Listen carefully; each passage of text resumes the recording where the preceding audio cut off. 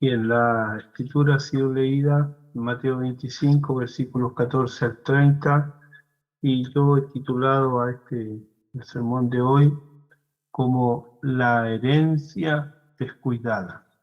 Me salgo de lo que veníamos hablando sobre Santiago, puesto que mañana se van a cumplir 505 años desde que Martín Lutero clavó las 95 tesis en la puerta de la iglesia del castillo de Wittenberg. Así que, celebrando este acontecimiento, nosotros particularmente tenemos feriado mañana, es el Día de las Iglesias Evangélicas. Con ello, el Estado ha reconocido que alguna labor la Iglesia Evangélica ha hecho. Ciertamente que, claro que sí, pero bueno, la historia dirá y el Señor evaluará si eso ha sido realmente una bendición para nuestro país. De todas maneras, como quiera que sea, nos consideramos los evangélicos herederos de la Reforma del siglo XVI. Algunos con bastante conocimiento de lo mismo y otros solamente de oídas, con muy poco conocimiento. Pero lo cierto es que, en cierto sentido, somos herederos de la Reforma. Y hoy quiero hablar de esta herencia descuidada. Todos hemos oído historias sobre dilapiladores de fortunas. Hombres y mujeres que heredaron sumas cuantiosas, bienes, que llevaron, el acumularlas, llevaron toda una vida de esfuerzo y de dedicación. Y sin embargo, en poco tiempo, toda la fortuna se fuma. La herencia desaparece. Jesús contó una historia, entre tantas historias, de un hijo que exige su parte de la herencia en vida de su padre.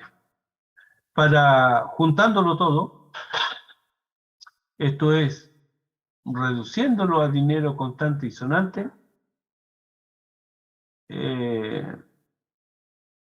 dice Lucas 15:13, se fue lejos a una provincia apartada y allí desperdició sus bienes, viviendo perdidamente. El juicio sobre la actitud de este hijo siempre es de condena. Todavía no encuentro a nadie que esté de acuerdo con la acción de este hijo. Todos lo condenamos. Sabemos que está mal. Y cuando estudiamos algunos pormenores de esta historia y de su contexto social, más indignación nos da la actitud soberbia, prepotente e insolente de este hijo desvergonzado.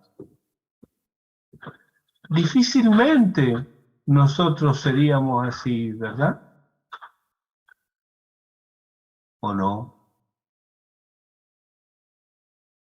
¿Habrá alguna herencia que recibimos, que no apreciamos, que malgastamos, que ignoramos, al punto que en vez de llevar vidas productivas, languidecemos de hambre e ignorancia, no en el redil del Señor, sino en posilgas, donde ignoramos el abundante alimento del redil, pero nos conformamos con el pan mohoso que consumen quienes habitan en provincias apartadas de la gracia de Dios?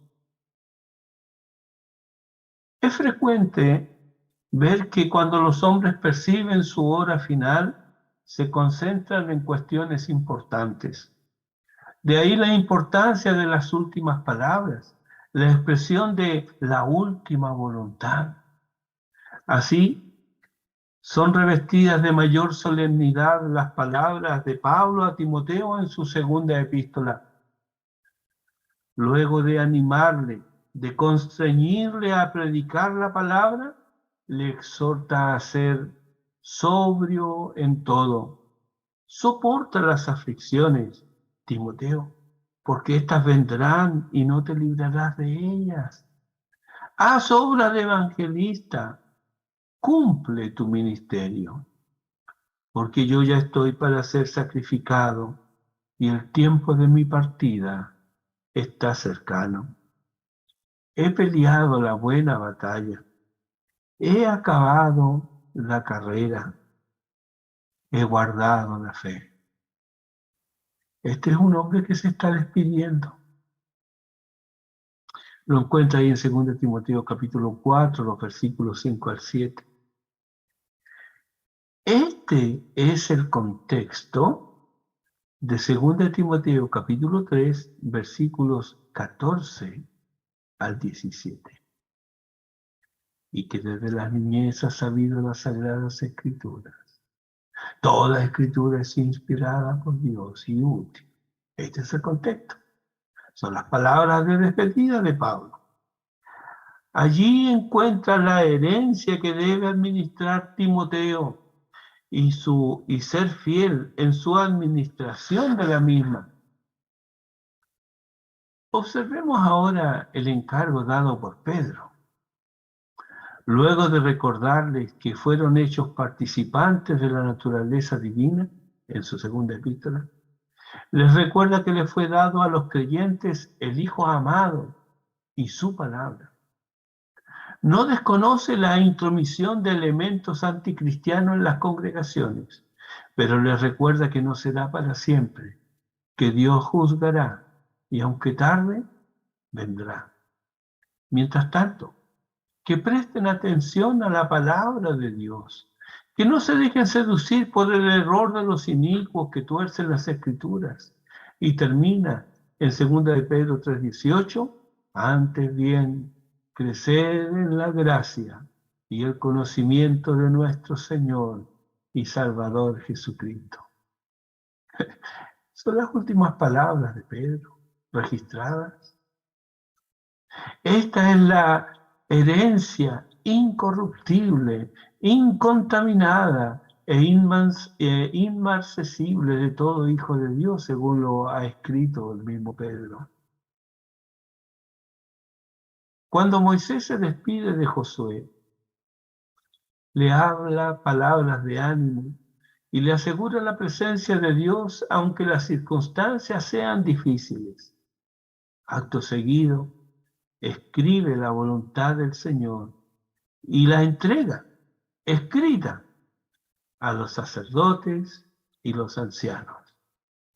A ellos, Josué, los levitas y los ancianos, les encomienda, Deuteronomio 31, 12 y 13, harás congregar al pueblo, varones y mujeres y niños, y tus extranjeros que estuvieren en tus ciudades, para que oigan y aprendan y teman a Jehová vuestro Dios y cuiden de cumplir todas las palabras de esta ley. Y los hijos de ellos que no supieron, oigan y aprendan a temer a Jehová vuestro Dios todos los días. Muere Moisés y ahora Dios le habla a Josué palabras de ánimo y le asegura su presencia y compañía. En 3 oportunidades en estas cortas palabras leemos: esfuérzate y sé valiente.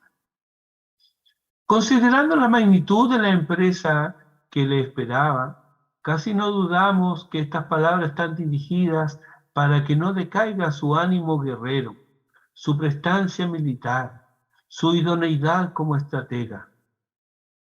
Sin embargo, la lectura cuidadosa de esta porción nos lleva a otra conclusión, y es esta: Josué debe esforzarse por leer, estudiar, reflexionar, meditar, memorizar la palabra de Dios y debe ser valiente para obedecerla.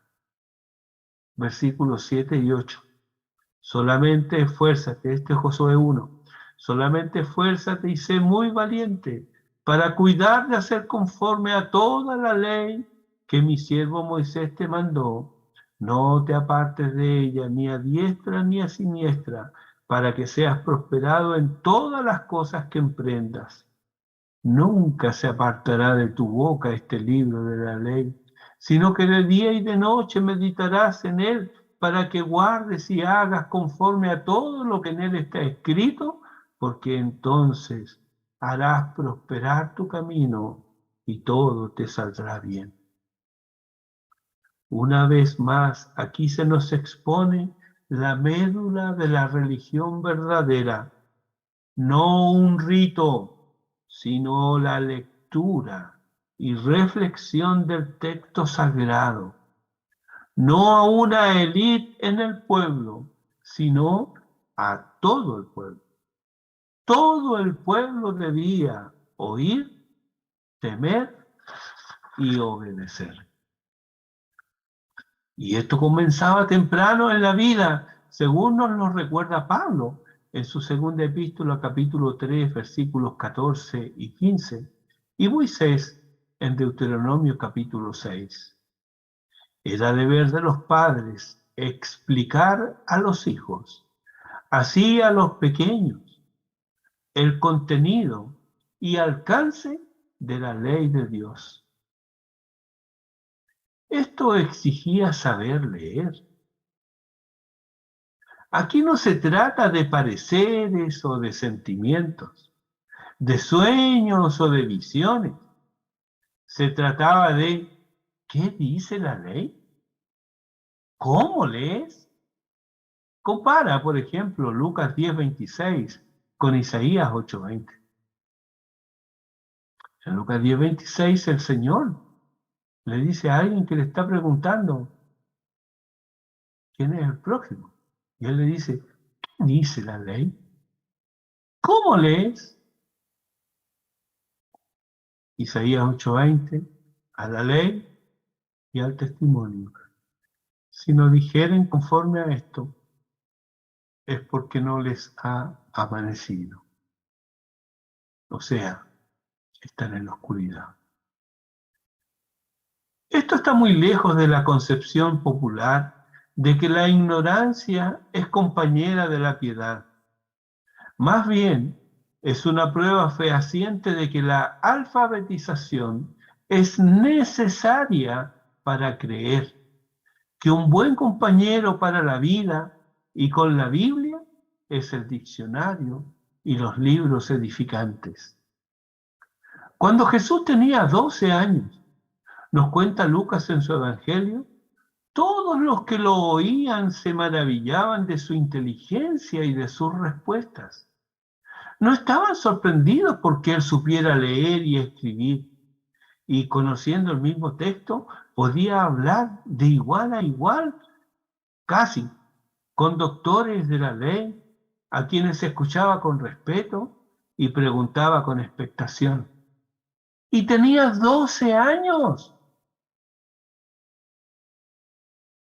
Era un niño que, dice Lucas, crecía en sabiduría y en estatura y en gracia para con Dios y los hombres. No se nos debe escapar aquí que Jesús no era el hijo de la élite gobernante o del hijo de los sacerdotes. No era hijo de ricos comerciantes. Él era uno más en la población infantil de Israel. Cosa muy distinta era en Roma o Grecia, donde solo los acomodados recibían una educación con miras a su desempeño futuro. Pero la gran masa de la población de entonces era pobre, muy pobre, e ignorante y analfabeta. No así en Israel, donde la condición social no condicionaba el grado de alfabetización que se podía y se debía alcanzar. ¿Por qué? porque ellos debían ser capaces de leer por sí mismos la ley del Señor. Por eso no nos extrañan las palabras de Pablo a Timoteo en el siglo I, en 2 Timoteo 3:15, y que desde la niñez has sabido las sagradas escrituras. Desde la niñez. ¿Quién le enseñó al niño Timoteo? 2 Timoteo 1:5, su abuela Loida y su madre Eunice. ¿Qué le transmitieron estas mujeres? ¿Ritos? ¿Tradiciones? ¿Especulaciones? ¿Creencias familiares? ¿Mitos de la cultura greco-romana? ¿Fábulas profanas y de viejas? No, le transmitieron la fe una vez dada a los santos, lo introdujeron y le transmitieron las escrituras. Feliz el hogar donde abuelos y padres introducen a sus hijos, donde desde la más tierna infancia en los misterios de la fe, en la persona de Cristo, en la realidad del pecado y la cruz de Cristo y la realidad del perdón de los pecados, de la salvación eterna y de la vida perdurable.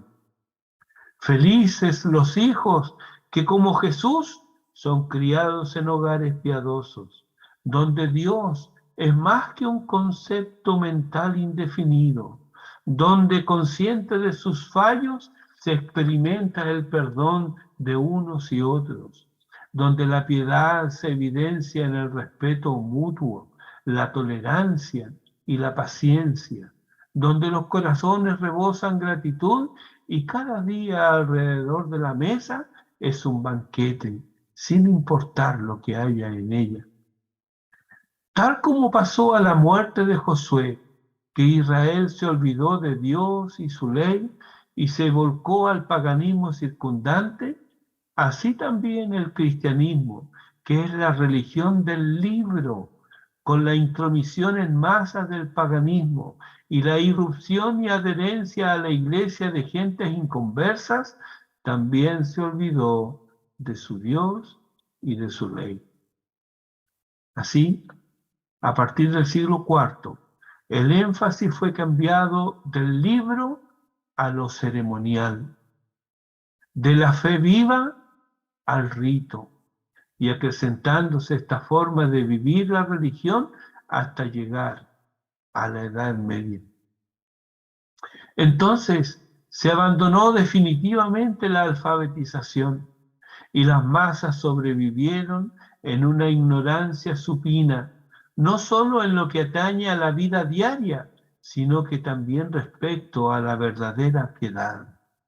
Ya no era necesario saber leer y escribir para conocer el camino de salvación, pensaban, como tampoco en realidad para realizar labores en el campo o ir a la guerra.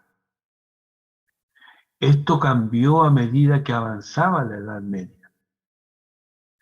Pedro Baldo, un rico comerciante del sur de Francia a fines del siglo XII, preocupado por su condición espiritual, comienza a leer la Biblia, pero esta estaba en latín. Era la Vulgata Latina, que desde el siglo IV era la única Biblia que se leía, la Vulgata Latina. Por 1000 años, esta fue la única Biblia. Y como su latín, el latín de Pedro Baldo era muy precario, pagó él a 2 eruditos para que lo tradujeran a su idioma. Fue impactado por la lectura de las Escrituras, especialmente por las palabras de Jesús. Se arrepintió de haber servido no a Dios, sino a las riquezas. Vendió todas sus posesiones y comenzó a predicar desde la Biblia.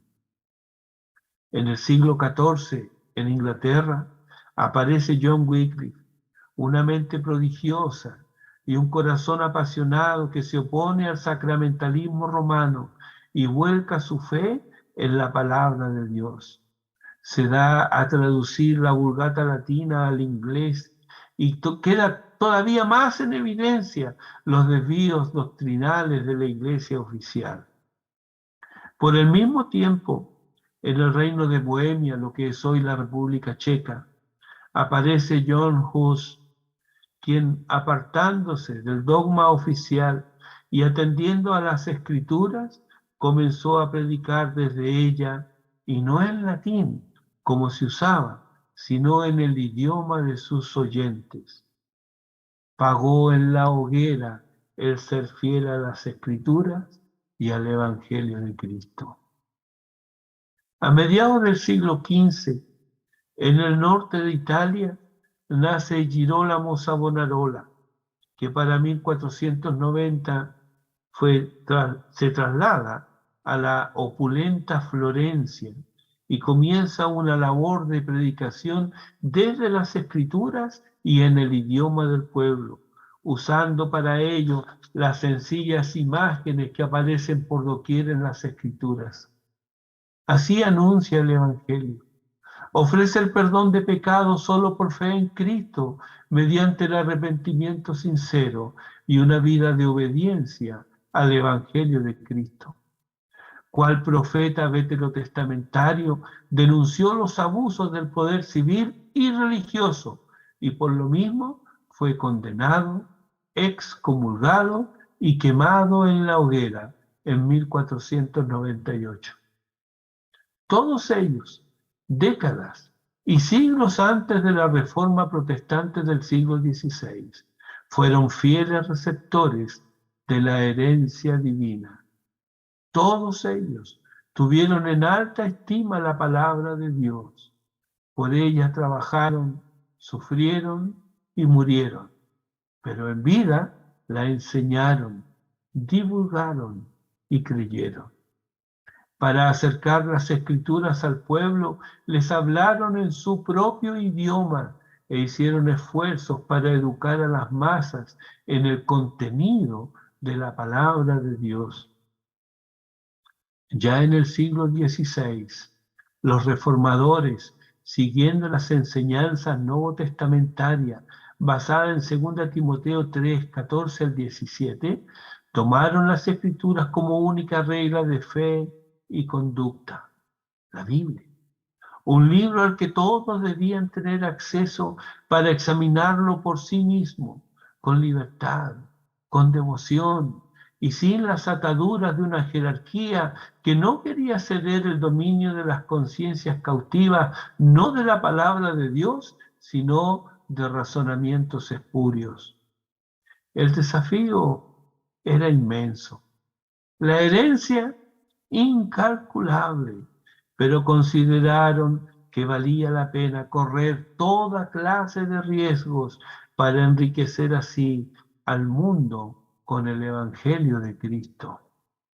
Se añadía entonces a los múltiples obstáculos para la propagación de la fe otros dos obstáculos formidables.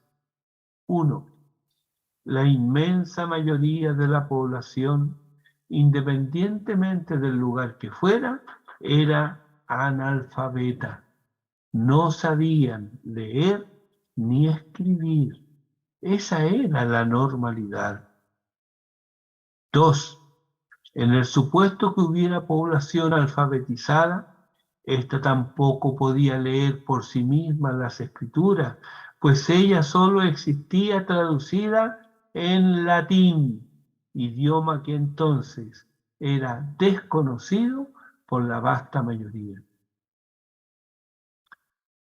Estos no eran problemas para el catolicismo romano, pues en esa confesión se puede llegar a los altares sin saber leer y escribir. Ejemplos hay. En cambio, para el cristianismo protestante esto es un serio impedimento. ¿Cómo alguien puede saber la voluntad de Dios por sí mismo si no sabe leer ni escribir? Fue así que el siglo XVI vio surgir dos fenómenos nunca antes vistos. El interés en los idiomas originales, seguido por las traducciones a lenguas vernáculas. Así aparece la Biblia de Lutero, que da forma al alemán en 1534. Al año siguiente en francés y holandés. En 1549 al checo y en 1560 aparece la Biblia de Ginebra, misma que llega a América en 1620 con los padres peregrinos. En 1563 es traducida al polaco y en 1569 a nuestro idioma. En 1526, Tyndale traduce del latín al inglés y en los años sucesivos se hacen esfuerzos para tener la Biblia en inglés de los escritos originales, viendo la luz en 1611 la versión que se llama King James. Como podemos ver, esto no fue fácil, ni de un día para otro. Al interiorizarnos de la vida de quienes llevaron a cabo estas traducciones, nos encontramos con vidas de sacrificio, esfuerzo y sufrimiento. Fueron perseguidos, infamados, calumniados, sometidos a vejámenes diversos y aún así perseveraron en su intención de dejarnos una herencia mayor a la que ellos se vieron expuestos. ¿De qué sirve una traducción, por fiel que sea, si no hay quien pueda leerla? Así hicieron frente al segundo gran obstáculo, la alfabetización de la población sin distinción de raza, sexo o condición social. Así, el 21 de mayo de 1536 nace en la protestante y calvinista Ginebra la primera escuela pública, gratuita y obligatoria de la historia. Aquí quedaba manifiesto el interés por la educación de todos y no solo de los creyentes. En 1547, la primera confesión escocesa establecía la exigencia de la educación en lugares rurales, que las escuelas fueran adjuntas a la iglesia y que se abrieran en el país escuelas y universidades con personal idóneo y debidamente pagado. Y esto es la confesión de fe.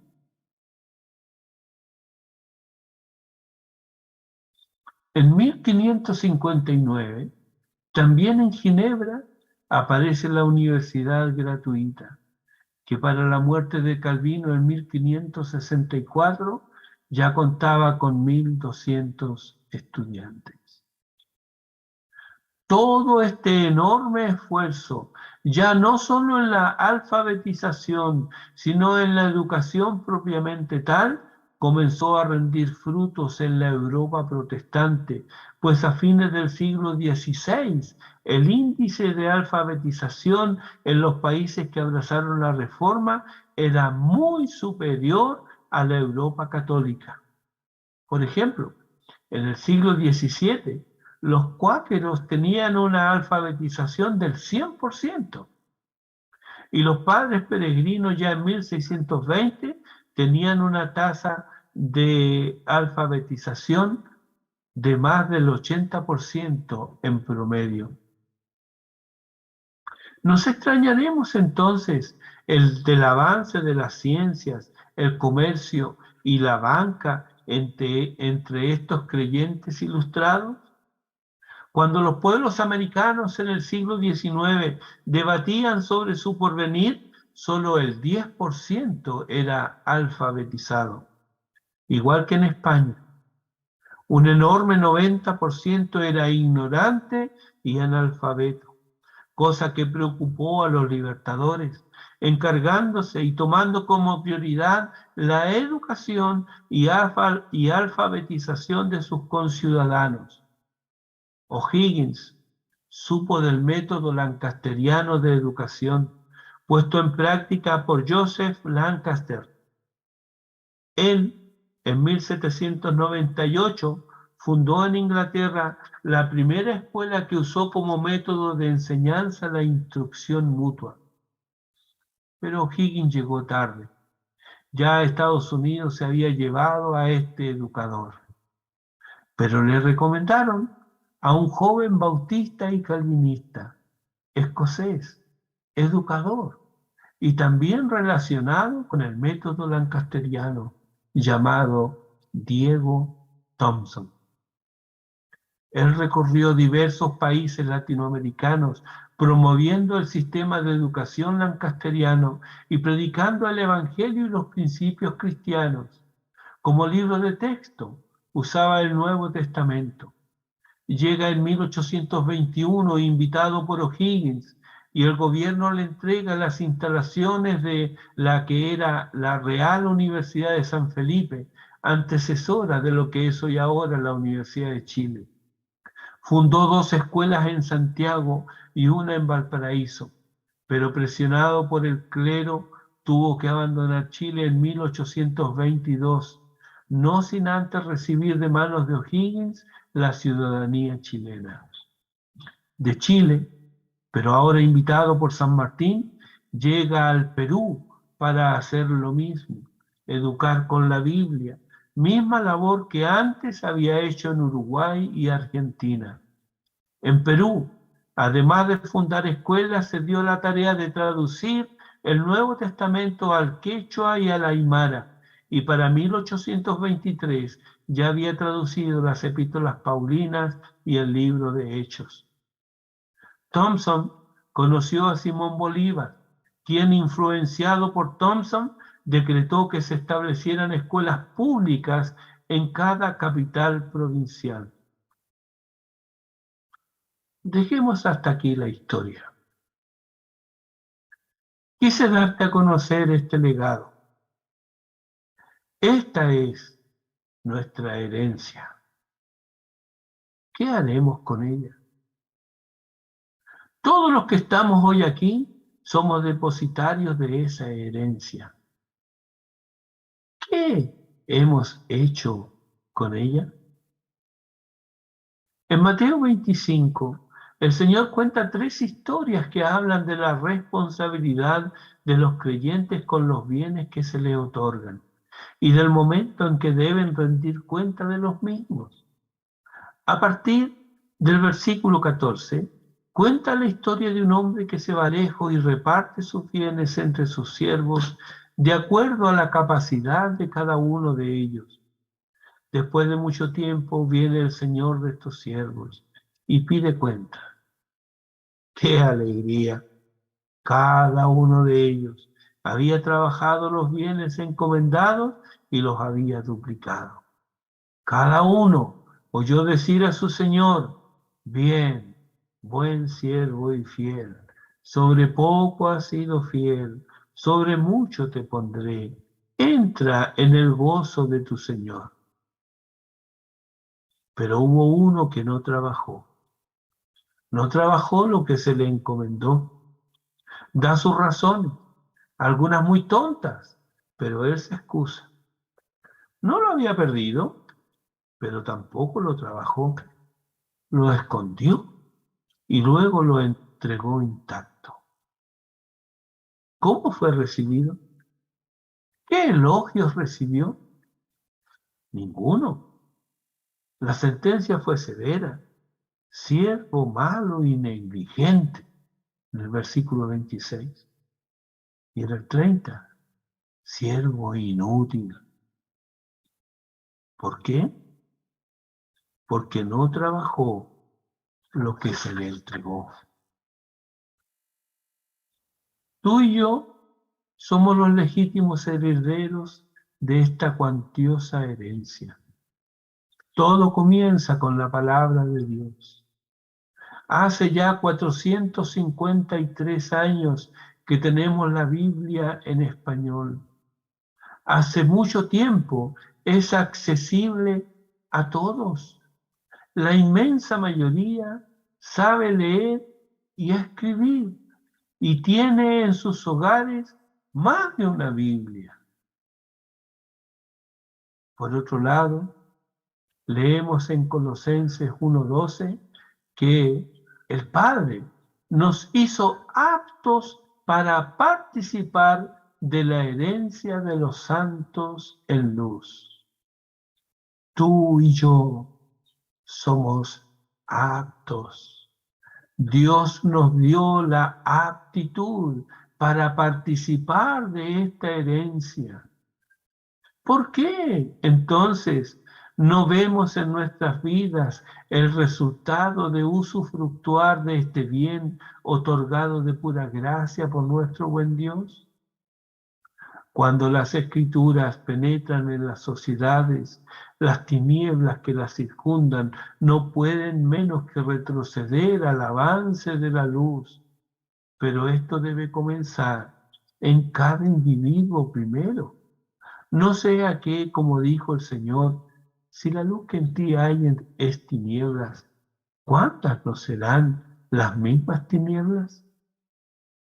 Querido hermano, es hora de sacudirse la modorra espiritual, levantarse de la comodidad, sacudirse el conformismo y no seguir deshonrando a quienes nos precedieron en la posta del Evangelio.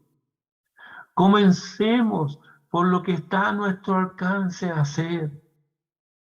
Leamos, deja la flojera y esfuérzate. ¿Sabes por qué no lees? Porque esto demanda esfuerzo y sacrificio. Porque esto implica dejar la entretención. Porque leer implica madurez y trabajo intelectual.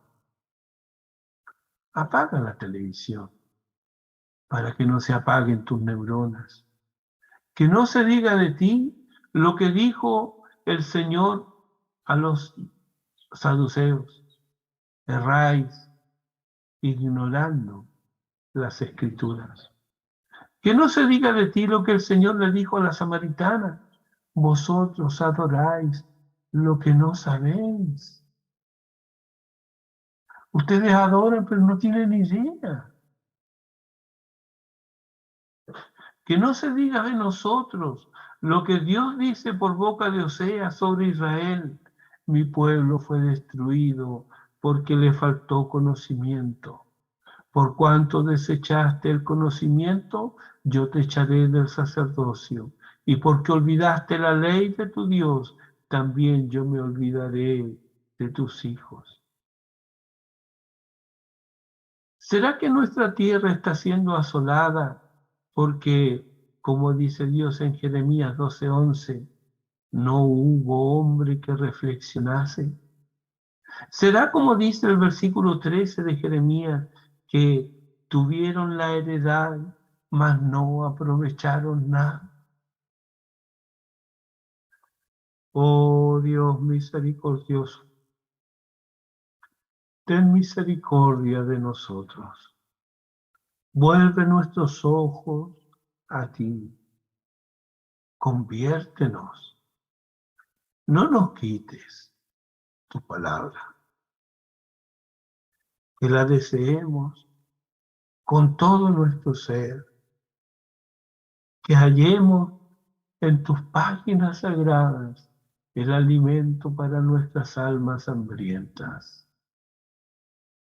Que allí nos encontremos con Jesucristo, pues ellas dan testimonio de ti.